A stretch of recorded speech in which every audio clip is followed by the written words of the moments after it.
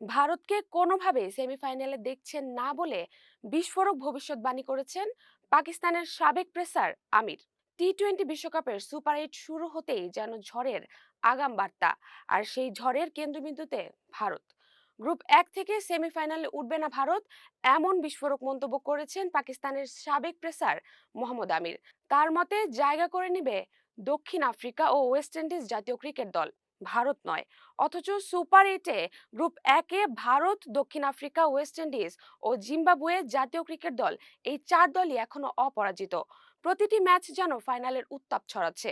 তবু আমিরের দাবি, পাকিস্তান ছাড়া ভারতের ব্যাটিং নড়বড়ে, চাপ বাড়লে ভেঙে পড়তে পারে তারা। তার আগেও ভারতের ওপেনার অভিষেক শর্মাকে স্লগার বলে সমালোচনা করেছিলেন তিনি, কিন্তু পরিসংখ্যান বলছে ভিন্ন কথা। 2023 ওয়ানডে বিশ্বকাপের পর আইসিসি টুর্নামেন্টে ভারতের পারফরমেন্স ধারাবাহিকভাবে দুর্দান্ত। 2024 টি-20 বিশ্বকাপ ও 2025 চ্যাম্পিয়ন্স ট্রফিতে তারা ছিল অপরাজিত।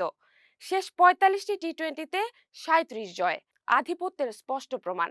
অধিনায়ক সূর্যকুমার যাদব তার নেতৃত্বে আত্মবিশ্বাসী।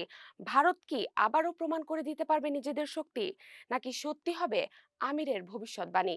উত্তর লুকিয়ে আছে মাঠের 22 গজেই।